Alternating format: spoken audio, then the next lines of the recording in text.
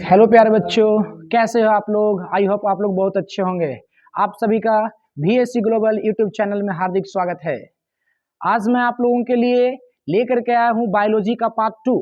जो previous year question paper हम लोग प्रैक्टिस कर रहे थे उसका आज पेपर 2 लेकर के आया हूँ।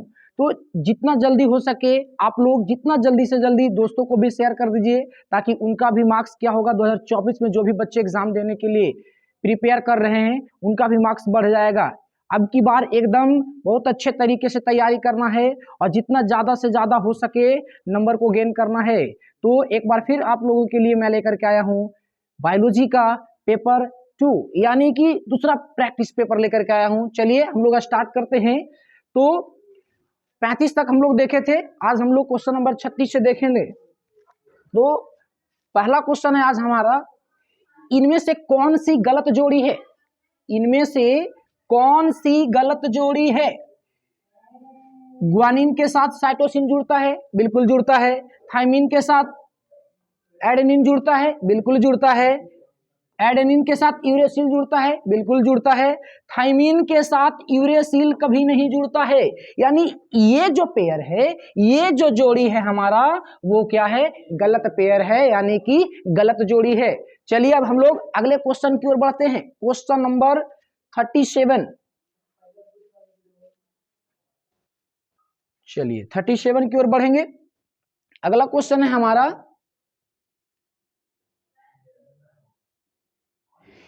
मृदा में नाइट्रोजन अस्थिकरण हेतु हम किसका प्रयोग कर सकते हैं। यानी मिट्टी में नाइट्रोजन के अस्थिकरण के लिए, अस्थिरीकरण बोले तो अस्थिरीकरण कहने का मतलब क्या होता है, नाइट्रोजन की मात्रा उसमें निहित करने के लिए निम्नलिखित में से किसका प्रयोग कर सकते हैं। नीलहरित शैवाल का, प्रोटोजोआ का, नेमाटोडस का, या गेहूं के पौधों का। तो इसका सही उत्तर हो जाएगा हमारा नीलहरित बैक्टीरिया का। नीलहरित बैक्टीरिया का ये हमारा सही जवाब हो जाएगा। नेक्स्ट हम लोग बढ़ते हैं अगले क्वेश्चन की ओर 38 में। चलिए क्वेश्चन नंबर 38 की ओर बढ़ते हैं हम लोग। चलिए अगला क्वेश्चन है हमारा, AMPR जीन किसमें प्रतिरोधक क्षमता विकसित करने हेतु उत्तरदायी है। किसमें प्रतिरोधक क्षमता को बढ़ाता है, रोगाणुओं में बढ़ाता है, या कीटों में बढ़ाता है, या प्रतिजैविक में बढ़ाता है, या सूखा के विरुद्ध। तो किसमें बढ़ाता है, प्रतिजैविक में बढ़ाता है। यानी इसका हमारा सही उत्तर हो जाएगा प्रतिजैविक में, यानी ऑप्शन नंबर सी इसका सही जवाब होगा। नेक्स्ट हम लोग बढ़ते हैं अगले क्वेश्चन में। क्वेश्चन नंबर हमारा 39 है। देखिए क्वेश्चन नंबर हमारा 39 क्या है। क्वेश्चन नंबर 39,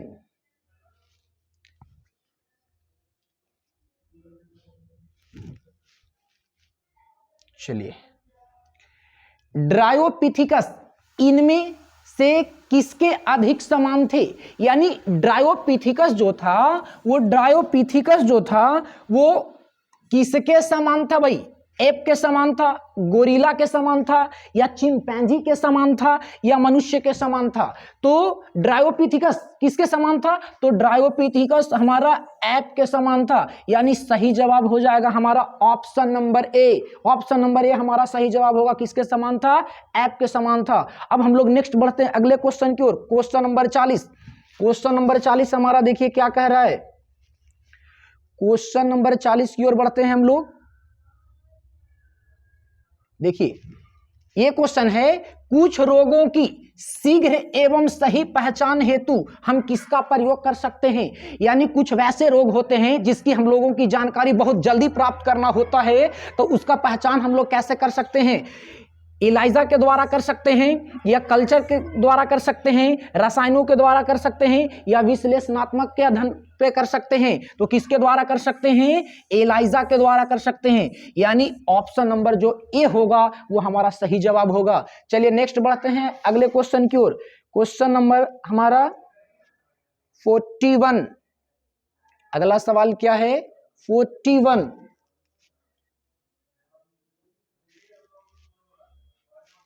देखिए 41 क्या है,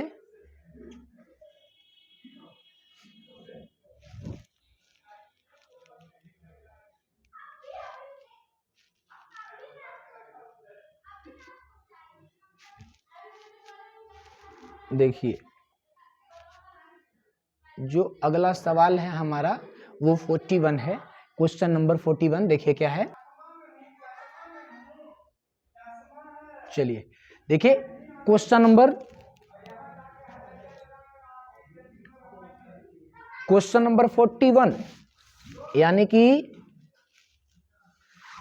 क्वेश्चन नंबर जो हमारा है वो 41। देखिए क्या है, बाहरी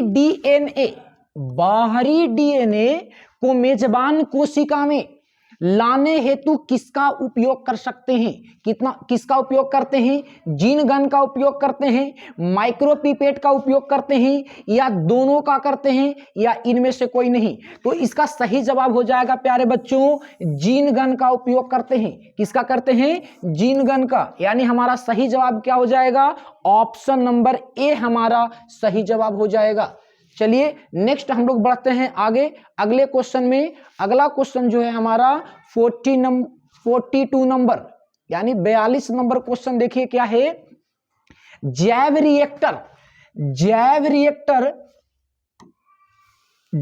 रिएक्टर अनुकूलतम परिस्थिति में क्या निर्माण करता है? किसका निर्माण करता है? उत्पादक का निर्माण करता है, जीव का निर्माण करता है, या माध्यम का निर्माण करता है? चलिए किसका निर्माण करता है? देखिए जैव रिएक्टर जो होता है ना, क्या जैव रिएक्टर, तो जैव रिएक्टर जो है एक पात्र की तरह होता है। किसके तरह होता है? एक पात्र की तरह होता है, यानी कि बर्तन की तरह होता है। किसके तरह होता है? बर्तन की तरह होता है। तो बर्तन की तरह होता है तो इसमें हम लोग क्या लेते हैं? उत्पादक को भी ले सकते हैं। क्या होता है? उत्पादक, ठीक है। और जो उत्पादक को भी ले सकते हैं, कहीं ना कहीं किसी कोशिका को लेते हैं। किसको? कोशिका को। तो कोशिका को लेंगे तो उसमें कुछ ना कुछ हमारा पदार्थ भी मिक्स होगा, यानी पदार्थ भी हमारा क्या होगा? मिला हुआ होगा। यानी उत्पादक भी होगा, जीव भी होगा, और माध्यम भी होगा। यानी एक प्रकार का ये मीडियम है ना, माध्यम है ना। तो इसका सही जवाब जो हो जाएगा वो हमारा ये सभी हो जाएगा, यानी ऑप्शन नंबर डी जो होगा प्यारे बच्चों इसका सही जवाब होगा। नेक्स्ट हम लोग आगे बढ़ते हैं, क्वेश्चन नंबर 43। देखिए 43 नंबर हमारा क्वेश्चन क्या है, पादपों में एम्फीबियन को हम लोग क्या कहते हैं? उभय स्थानी भी कहते हैं। क्या कहते हैं? उभय स्थानी। उभय स्थानी किससे संबंधित होता है? शैवाल से संबंधित होता है, या ब्रायोफाइटस से संबंधित होता है, या कवक से संबंधित होता है, या टेरिडोफाइटस से संबंधित होता है? तो एम्फीबियन जो होता है वो हमारा ब्रायोफाइटस से संबंधित होता है। किससे संबंधित होता है? ब्रायोफाइटस से। यानी ये ऑप्शन नंबर जो बी है इसका सही जवाब होगा। चलिए लगा लिया आप लोग। चलिए नेक्स्ट आगे बढ़ते हैं, अगले क्वेश्चन की ओर हम लोग बढ़ते हैं, क्वेश्चन नंबर 44। देखिए 44 नंबर क्वेश्चन क्या है, चरम समुदाय किस क्षेत्र में पाया जाता है? चरम समुदाय जो होता है वो किस क्षेत्र में पाया जाता है? चरम समुदाय किस क्षेत्र में पाया जाता है? देखिए चरम समुदाय जो होता है संतुलित क्षेत्र में पाया जाता है। किस क्षेत्र में? संतुलित क्षेत्र में पाया जाता है। चलिए ये आ गया, ये क्या है भाई? चलिए ध्यान दीजिए थोड़ा सा, ये क्या है भाई? चलिए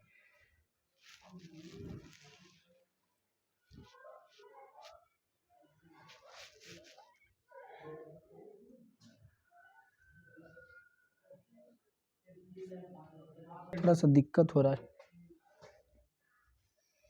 चरम समुदाय किस क्षेत्र में पाया जाता है? तो जो चरम समुदाय है वो संतुलित क्षेत्र में पाया जाता है, संक्रमण क्षेत्र में पाया जाता है, या नग्न क्षेत्र में पाया जाता है, या इनमें से कोई नहीं? तो जो चरम समुदाय होता है वो संतुलित क्षेत्र में पाया जाता है। किस क्षेत्र में पाया जाता है? संतुलित क्षेत्र में। इसलिए हमारा ऑप्शन नंबर ए जो होगा इस क्वेश्चन का सही जवाब होगा। चलिए नेक्स्ट बढ़ते हैं हम लोग अगले क्वेश्चन की ओर, क्वेश्चन नंबर 45। क्वेश्चन नंबर 45 क्या है? रेस्ट्रिक्शन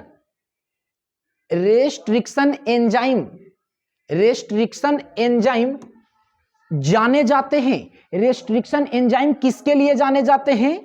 जैविक बंदूक के रूप में जाने जाते हैं, या आणविक कैंची के रूप में जाने जाते हैं, या प्लाज्मिड के रूप में जाने जाते हैं, या माइक्रोपिपेट के रूप में जाने जाते हैं। तो रिस्ट्रिक्शन जो होता है ना, वो एक क्या होता है? एक बंधन एंजाइम होता है। तो ये किस रूप में पाया जाता है? आणविक कैंची के रूप में पाया जाता है। किस रूप में पाया जाता है? आणविक कैंची के रूप में पाया जाता है। यानी इसका सही जवाब जो होगा वो हमारा ऑप्शन नंबर क्या होगा? बी हो जाएगा। नेक्स्ट, अब हम लोग बढ़ते हैं अगले सवाल की ओर। यानी अगला क्वेश्चन हमारा 46 है। 46 क्या है? देखिए 46 नंबर जो हमारा क्वेश्चन है वो क्या कह रहा है? यूरेसिल किससे संबंधित होता है? देखिए यूरेसिल किससे संबंधित होता है?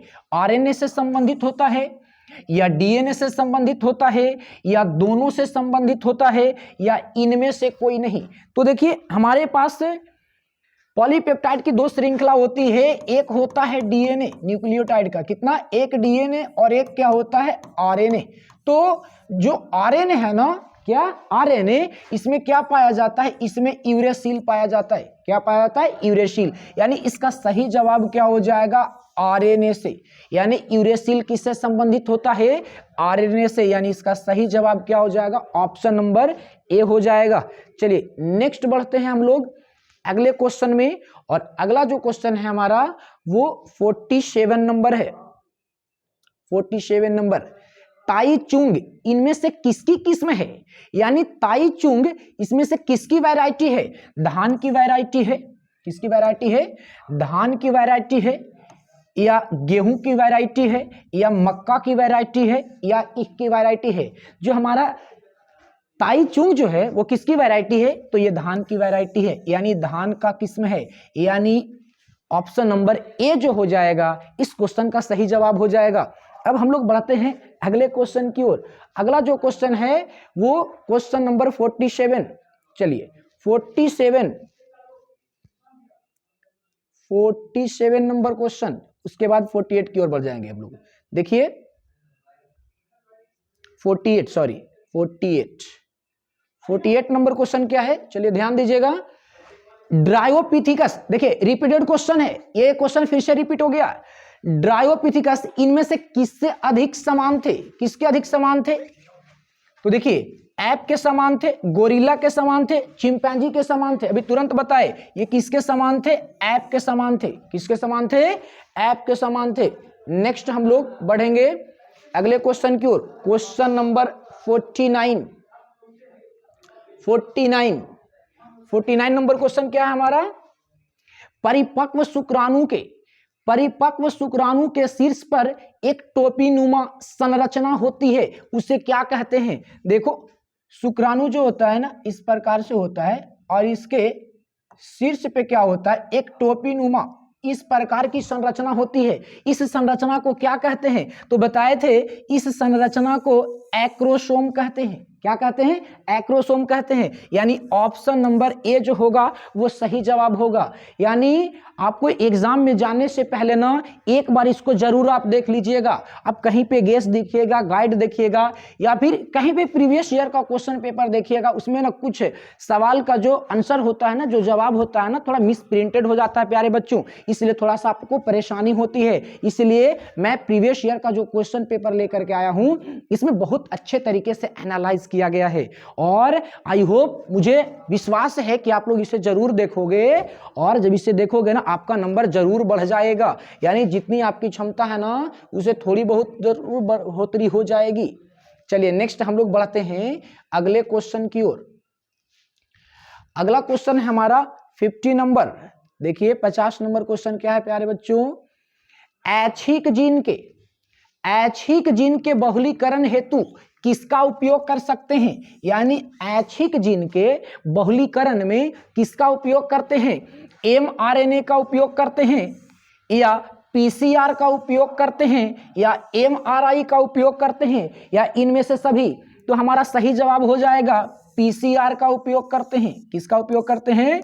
PCR का। यानी ऑप्शन नंबर बी जो होगा इसका सही जवाब होगा। चलिए नेक्स्ट हम लोग बढ़ते हैं अगले सवाल की ओर।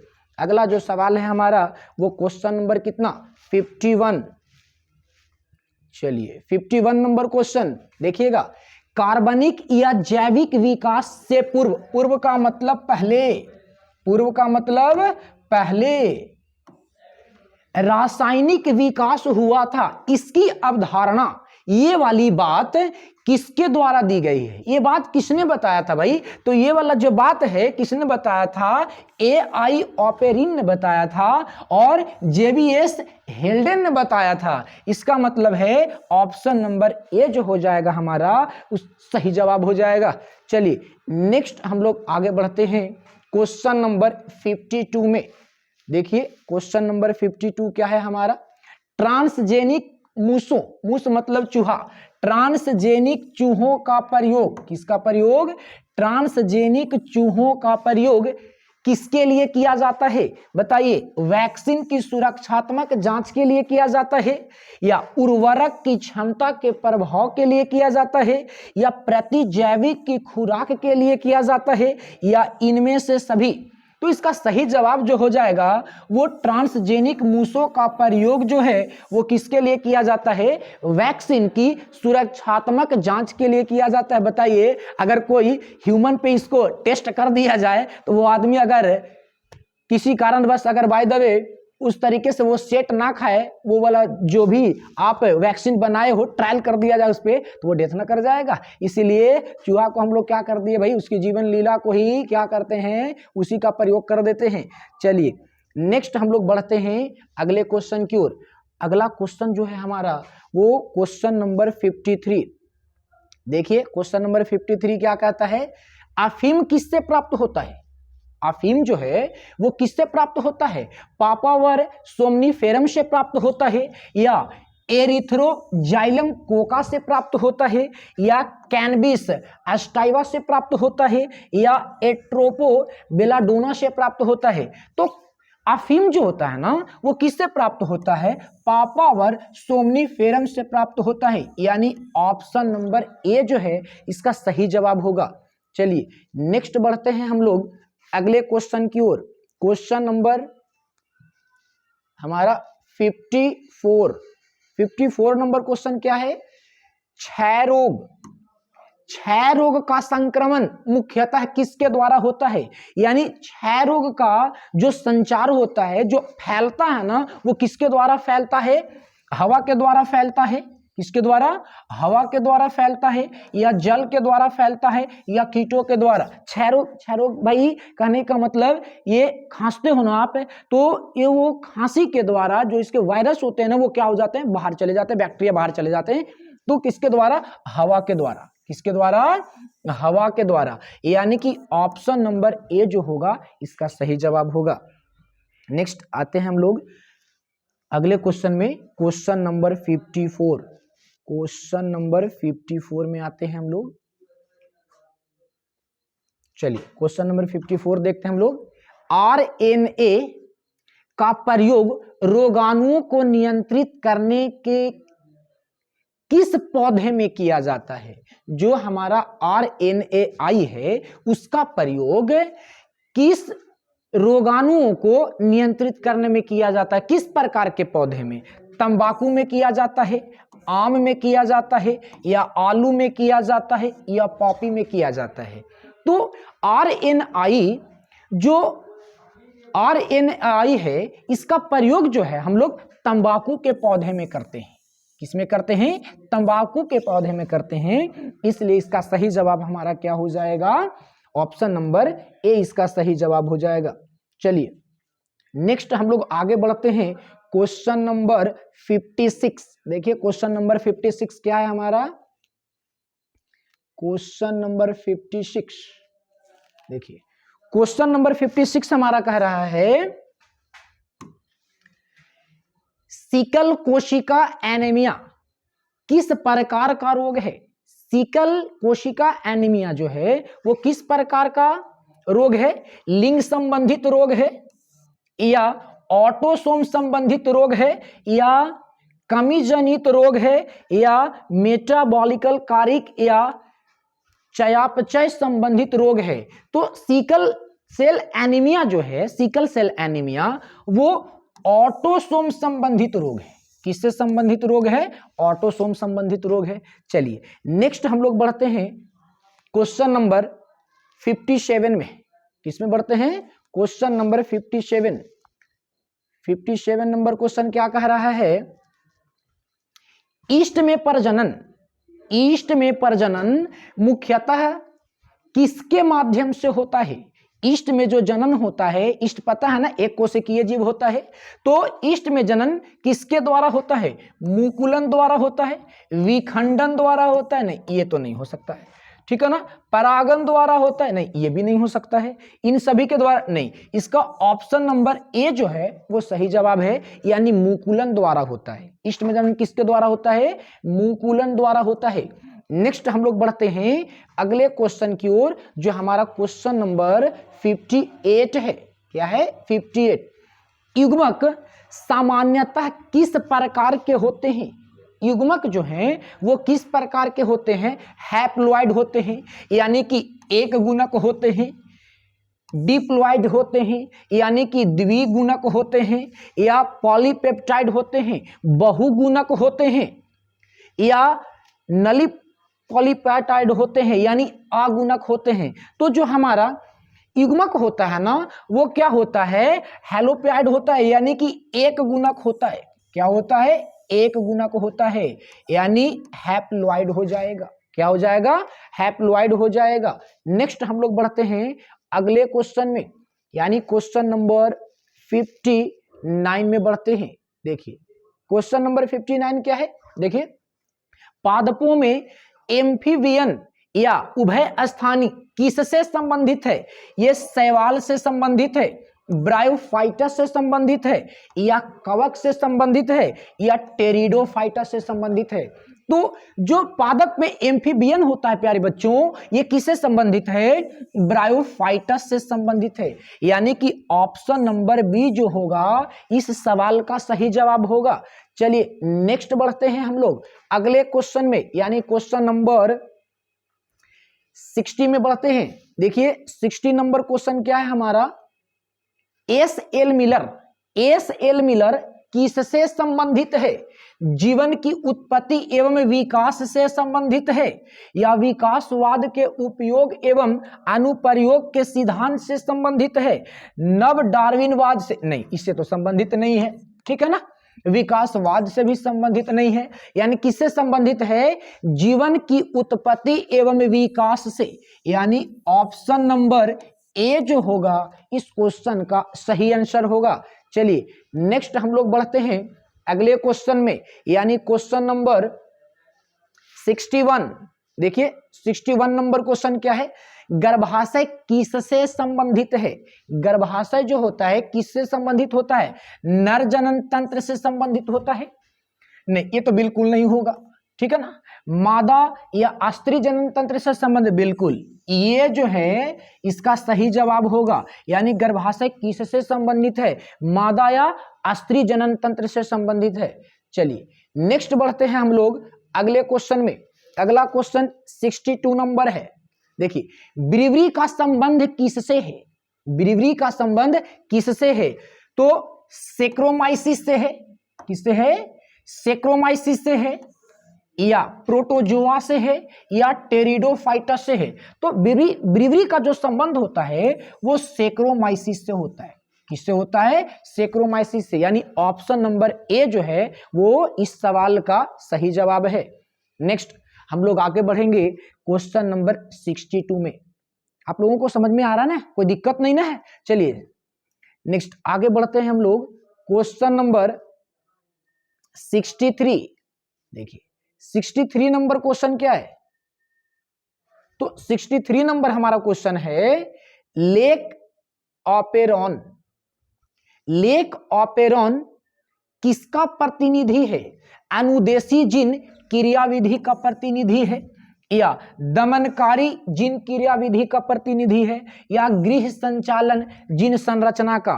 तो लेक ऑपेरॉन जो है वो अनुदेशी जीन क्रियाविधि का प्रतिनिधित्व करता है, इसलिए 63 नंबर क्वेश्चन का ऑप्शन नंबर ए जो होगा वो सही जवाब हो जाएगा। चलिए नेक्स्ट हम लोग आगे बढ़ते हैं 64 नंबर क्वेश्चन पे देखिए, 64 नंबर क्वेश्चन क्या है हमारा, डीएनए सांचे पर आरएनए के निर्माण को क्या कहते हैं। सीधा सीधा सवाल बिल्कुल ये दे दिया है कि डीएनए के सांचे पर आरएनए के निर्माण को क्या कहते हैं। क्या कहते हैं प्यारे बच्चों, बताए थे आप लोगों को, ट्रांसक्रिप्शन कहते हैं। क्या कहते हैं, ट्रांसक्रिप्शन कहते हैं। यानी ऑप्शन नंबर बी जो हो जाएगा इसका सही जवाब हो जाएगा। नेक्स्ट आगे बढ़ते हैं हम लोग अगले क्वेश्चन की ओर। अगला जो क्वेश्चन है वो 65 नंबर क्वेश्चन है।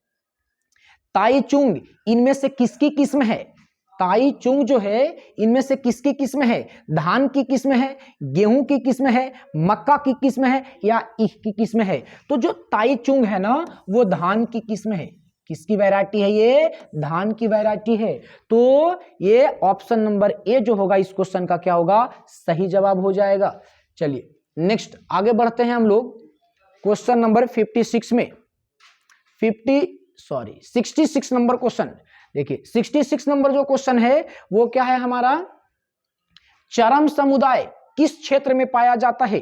तो चरम समुदाय जो है हमारा वो संतुलित क्षेत्र में पाया जाता है। किस क्षेत्र में पाया जाता है, संतुलित क्षेत्र में पाया जाता है। एकदम सीधा सीधा सवाल है, यानी ऑप्शन नंबर ए जो होगा इसका सही जवाब हो जाएगा। चलिए नेक्स्ट हम लोग आगे बढ़ते हैं अगले क्वेश्चन की ओर। अगला क्वेश्चन नंबर 67 देखिए। 67 नंबर क्वेश्चन क्या है, किसी खास समय एवं स्थान में किसी खास आबादी में मृत्यु की संख्या को क्या कहते हैं। देखिए जो एक नियत समय में, जो एक नियत जगहों पे जो आबादी रहती है उसकी मृत्यु की संख्या को क्या कहा जाता है। उसकी मृत्यु की संख्या को नेटेलिटी कहा जाता है या मोर्टेलिटी कहा जाता है या माइग्रेरिटी कहा जाता है या इंटेग्रिटी कहा जाता है। तो एक विशेष समय में एक विशेष स्थान में जो भी जीव निवास करते हैं, जो भी आबादी निवास करती है, उसकी मृत्यु की संख्या को क्या कहा जाता है, मोर्टेलिटी कहा जाता है। क्या कहा जाता है प्यारे बच्चों, मोर्टेलिटी। यानी ऑप्शन नंबर जो बी होगा इस सवाल का सही जवाब होगा। चलिए आप लोग जितना से ज्यादा हो सके इस वीडियो को आप लोग क्या कीजिए, शेयर कीजिए प्यारे बच्चों, क्योंकि जो भी मैं आपको दे रहा हूं एकदम रामबाण की तरह इसका इलाज कर सकते हो आप लोग। एकदम हर एक जगहों पे कहीं पे भी आप इसको शेयर करके देखना, एक भी सवाल का जो आंसर है वो गलत आपको नहीं मिलेगा। बहुत अच्छे तरीके से इसको एनालिसिस करके आपके सामने लाया गया है। बिल्कुल सही सही उत्तर आपको मिलेंगे। ज्यादा से ज्यादा इसको शेयर कीजिए। बिल्कुल यही क्वेश्चन इस बार एग्जाम में आने वाले हैं, आप ट्रस्ट करके देखिए एक बार। चलिए नेक्स्ट बढ़ते हम लोग अगले क्वेश्चन की ओर। अगला जो क्वेश्चन है वो 68 नंबर सवाल है हमारा। ये क्या कहता है, वैलिसनेरिया के पुष्प हैं। वैलिसनेरिया के पुष्प क्या होते हैं, वायु परागित होते हैं, कीट परागित होते हैं या जल परागित होते हैं। तो वैलिसनेरिया के जो पुष्प हैं, जो फूल है वो क्या होते हैं, जल परागित होते हैं प्यारे बच्चों। क्या परागित होते हैं, जल परागित होते हैं। यानी कि ऑप्शन नंबर सी जो है इस क्वेश्चन का सही जवाब है। नेक्स्ट हम लोग बढ़ते हैं अगले क्वेश्चन की ओर, यानी क्वेश्चन नंबर 69। देखिए 69 नंबर क्वेश्चन क्या है हमारा, रेस्ट्रिक्शन एंजाइम जाने जाते हैं। रेस्ट्रिक्शन एंजाइम जो है वो किसके लिए जाना जाता है, कटिंग के लिए जाना जाता है। यानी कटिंग के लिए जाना जाता है प्यारे बच्चों। देखो कटिंग मतलब कैंची, ऐसे याद रखना बच्चों, कटिंग मतलब कैंची। यानी कि किस लिए जाना जाता है, ध्यान दीजिएगा, तो जैविक बंदूक के रूप में नहीं, बिल्कुल नहीं, आणविक कैंची के रूप में या प्लाज्मिड के रूप में या माइक्रो पिपेट के रूप में। तो जो हमारा रेस्ट्रिक्शन एंजाइम जो होता है वो आणविक कैंची के रूप में पाया जाता है। यानी ये किस लिए जाने जाते हैं, आणविक कैंची के रूप में। नेक्स्ट आज का सवाल नंबर जो है वो लास्ट हो जाएगा, यानी कि 70 नंबर क्वेश्चन क्या है, क्राई आईएबी किसे नियंत्रित करता है। यानी क्राई आईएबी जो है वो किसको नियंत्रित करता है भाई, कॉर्न छेदक को नियंत्रित करता है या गेहूं के रस्ट को नियंत्रित करता है या कपास के कीटों को नियंत्रित करता है। तो ध्यान दीजिएगा, जो क्राई एसी जो है वो क्राई एसी जो है वो कपास के कीटों को नियंत्रित करता है, लेकिन यहां पे पूछा जा रहा है क्राई आई एबी जो है वो किसे नियंत्रित करता है, तो ये नियंत्रित करता है कॉर्न छेदक को। किसे नियंत्रित करता है?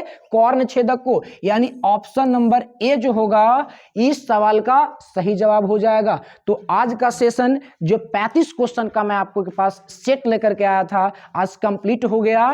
तो नेक्स्ट डे हम लोग मिलेंगे आगे सवाल नंबर 71 से। तब तक के लिए आप लोगों से मैं विदा लेना चाहूंगा, लेकिन प्यारे बच्चों ज्यादा से ज्यादा हो सके इस चैनल को आप सब्सक्राइब कीजिए, लाइक्स कीजिए और अपने दोस्तों के साथ शेयर कीजिए, क्योंकि आपका तो नंबर इंक्रीज होगा ही, साथ ही साथ अगर कहीं आपके दोस्तों का नंबर इंक्रीज हो गया ना तो पार्टी तो आप ही लोग को मिलेगी ना। मुझे भी दावत दीजिएगा, मैं भी एडजस्ट कर लूंगा।